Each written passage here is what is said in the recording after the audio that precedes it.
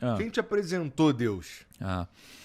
Putz, cara, essa história é louca. Eu não contei pra você a história? Não. Não? Não contei, cara?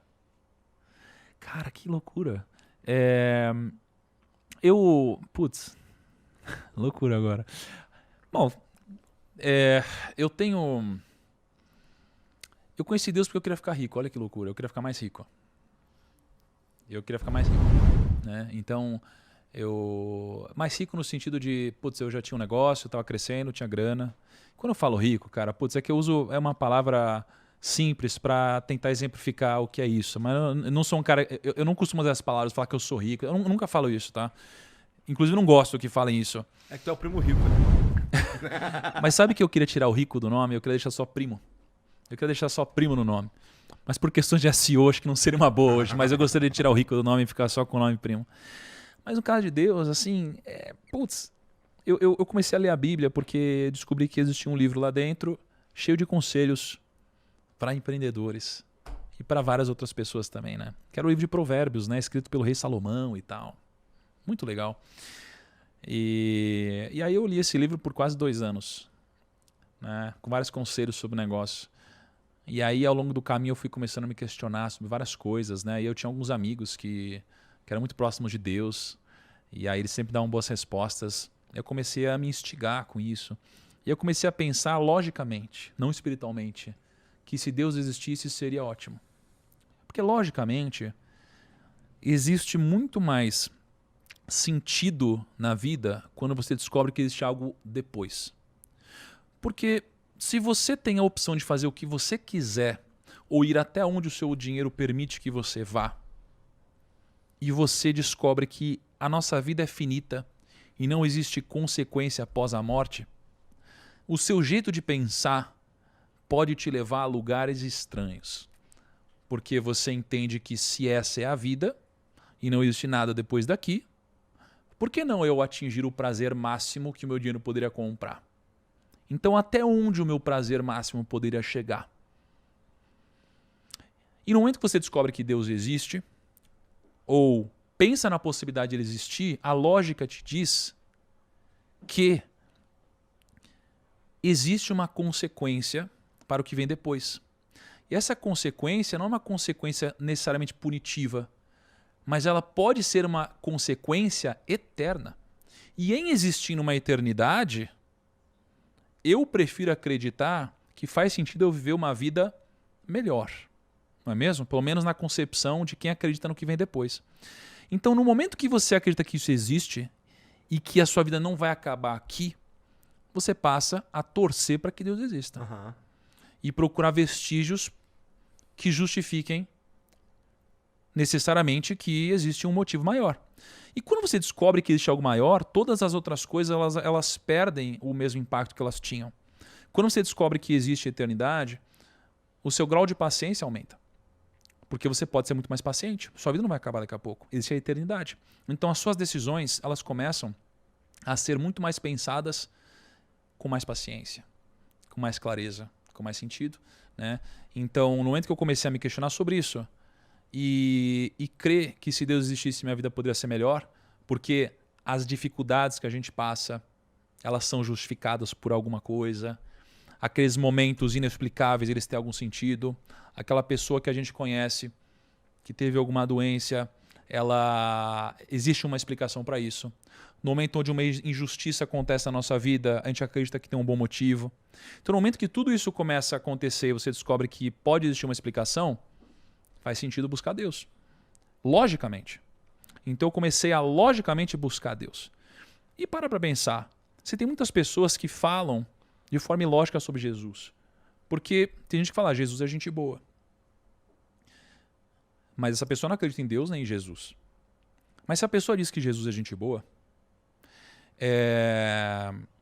ela não pode esquecer que Jesus disse que era Deus. E se Jesus disse que era Deus de fato, ou ele era um mentiroso, ou ele era um louco, ou ele era Deus. E se era um mentiroso, alguém que chama Jesus de uma pessoa gente boa, não pode chamar um mentiroso de gente boa. Dificilmente vai chamar um louco de gente boa. Então, naturalmente, ou esse cara é Jesus, ou existe uma contradição na falta de conhecimento dessa pessoa. Então, quando você começa a olhar para o sentido lógico das coisas, me parece fazer sentido que Deus existe.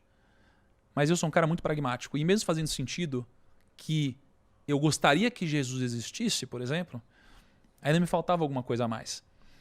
E aí tem uma passagem na Bíblia dizendo algo do tipo, tal pessoa viu o milagre e aí passou a crer.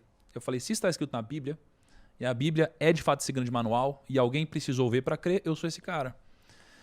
Então eu quero ver para crer. E se ele não me mostrar que ele existe, eu não vou crer. E aí a culpa não é minha, a culpa é dele. E faz sentido, não é? Por que eu vou crer em algo que eu gostaria que existisse, mas não me parece logicamente ser concreto? Porque eu realmente parei pra pensar nisso e, pô, não sei, hein? Acho que eu preciso agora, tá faltando só pra eu crer mesmo de verdade, só tá faltando ver. Deve ter sido isso que tu sentiu. Foi isso, cara. E não necessariamente ver, mas eu queria uma resposta. Porque eu comecei a refletir logicamente. Se eu sou um cara que hoje falo com 20 milhões de pessoas, eu tive essa vida e eu ainda vou ver muita coisa, seria um desperdício de tempo para Deus não me mostrar que Ele existe. Porque quanto mais tempo eu passo sem acreditar que Deus existe, levando em consideração tudo que está escrito e o grande propósito das coisas, seria uma perda de tempo, inclusive, para Deus não me mostrar que Ele existe, na minha concepção limitada, né?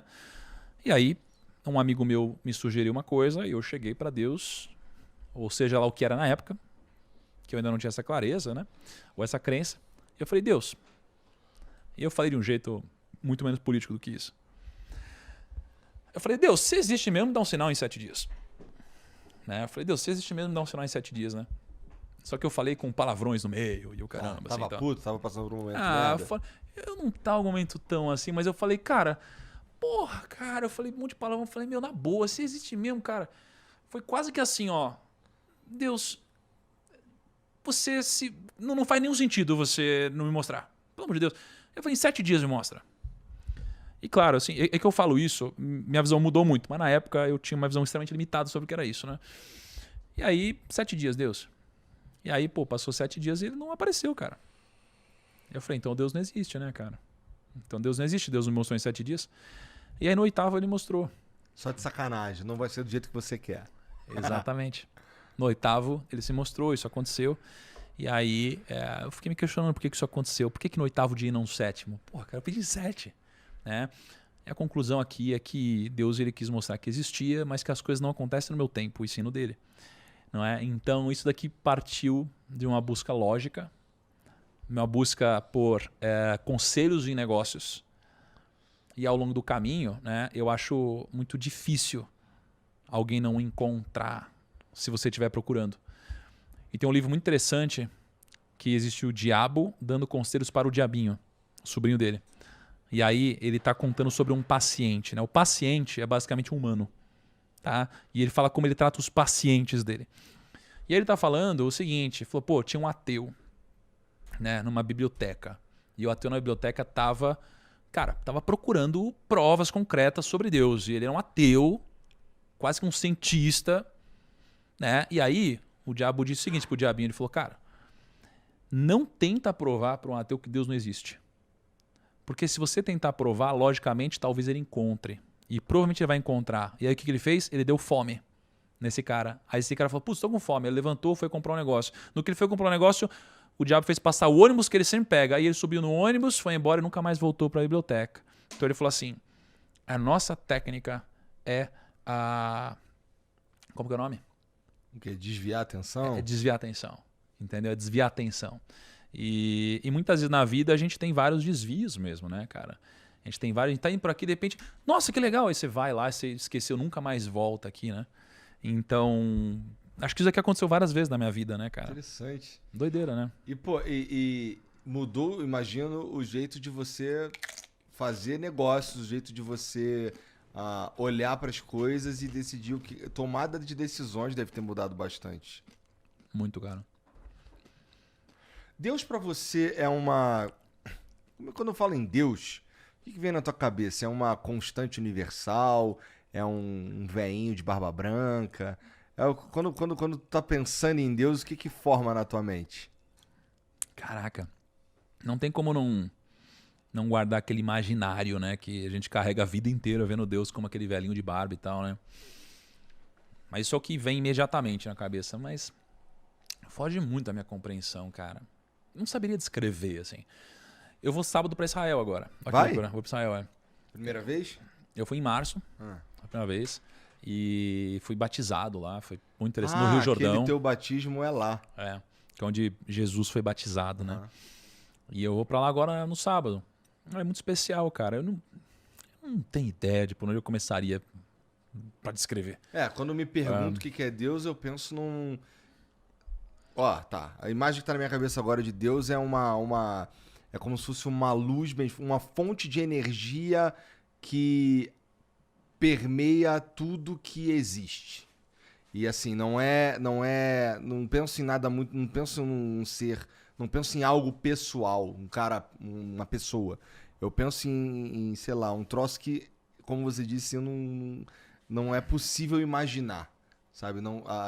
O cérebro humano não está preparado para imaginar Deus. É como se fosse um jogo que uma placa de vídeo não consegue carregar.